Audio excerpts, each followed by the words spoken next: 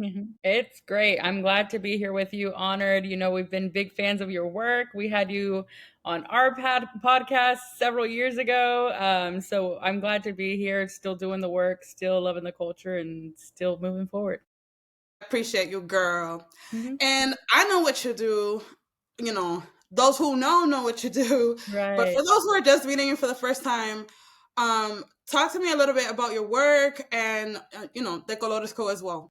Sure. So we started the Colores Collective in 2017 here in Dallas, Texas. It was three of us. So shout out to my original co founders. We really wanted to create a platform by and for people of color, especially in Texas. So a lot of times when people consider Texas, they have a specific narrative, and we were tired of seeing the exploitation of our people done in such a traditional way that kept recreating stereotypes. Instead, we decided to create this podcast and platform where we had art shows, parties, events, and could reclaim our stories, reclaim our narrative. And so we had obviously a hyper focus on Latino folks, Black folks, queer folks, and anyone within the margins that never got enough light. And so we've did the podcast for about 5 years, 6 years. It was really amazing. We had hundreds of guests. We got to talk to people throughout the nation, from hip hop to art to activism, and really syncing that together in a new way that felt fresh and could connect with audiences internationally. I love that. I love that. And such important work. Um, Tell me, because we are in a very interesting time. Yes, I indeed. am a I am a historian, and I've been laughing at people saying these are unprecedented. I'm like, you haven't read a history book ever, because I Right. just feel like things repeating. With Yep. that said, because this is your time, I would love to learn your take, or Sure. have the people, more importantly, hear your take in regards to what the disconnects are right now, especially as far as it goes to like generations, because I find myself combating a lot of people who are like, I can't believe you didn't want Kamala, and I'm like, that really isn't the point. So I mean, I would love to hear what you have been experiencing, and dile algo a la gente. Sure. I think I can talk about this all day, right? And we can go many different directions.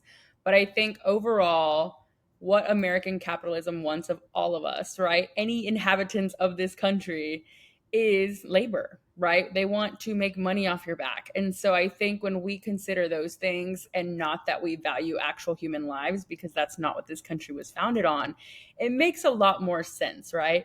When in reality, a lot of us, I'll say for the like younger millennial generation, we were raised on that concept of the melting pot and everyone belongs here and we all hold hands, and racism is a thing of the past, and all these things. And so I think, unfortunately, America's a really good brainwasher, right? So we're so comfortable with just accepting the stories that we get either in the history books, and I'm in Texas, so those aren't accurate, and or just whatever the media feeds us, right? And so that's why there's been such a big push for things like representation and transforming media narratives over the last 10 years. But I think, unfortunately, a lot of people are afraid to be courageous in this moment and to speak out, right? And so what we're seeing is a lot of those billionaires take control the narrative, and unfortunately the leaders in power at these media companies are kind of cowering to them, right, to ensure that they can keep their checks and keep their budget in line. And so all of that to say, what I think is happening is there is a great generational gap that we are seeing. And I've had these conversations as well with some like community elders or other folks, where there's some that were like in the civil rights era that get it and they're just as leftist as we are to some degree. And then there's some of those generations in between that are like, but why didn't you like Kamala? How could you not? Right. And it's like, as much as I would love to see a Black woman president, I didn't align with her. Right. She was not in agreement with any of the things I want. And I think the country, unfortunately, also showed that. Right. She was not progressive enough to get the votes we needed to feel seen and to feel supported. Not to mention, funding a genocide, I think, is something that people still somehow cannot see as such a major political issue for a lot of us, right? And I think we are a shifting generation, but in order to close that gap, we have to be really real about what comes next. And then, at least to me, I think another party has to be formed. I don't think either parties are representing the working class very well. Yes, thank you for that. I mean, super insightful. And for those who are like listening, like, some people just don't want solution. And that's honestly something that I've been hit with. It's like, what do you Or, want? Like, what do you want? And it's like, what I want is to not support a genocide with my eyes open or closed. right. So, I mean, and some people are just not willing to look past it.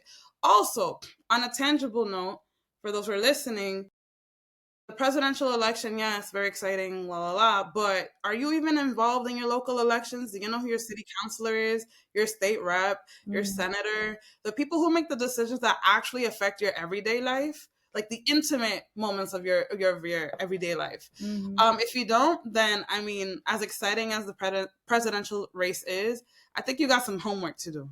right. Pass the mic. I know, dime. I was gonna say, if I can further that even more, I'm a big advocate of like electoral politics are great, but they're just the start of what your involvement in your community should look like. So we absolutely need to get involved on the local level, but take it even further, right? Who are the organizations in your group that are feeding the unhoused, that are creating, sandwich kits, that are making community fridges, that have a Black community bookshop, right? Where can we get involved and show up in different ways on a regular basis, not just a one and done? Absolutely. Eva, thank you so much for joining us for Pass the Mic. Mi gente, make sure to follow Eva and the Colores Co. is down in the description. I'm Gata, Reggaeton con la Gata. Pass the Mic. See you next time. Thank you.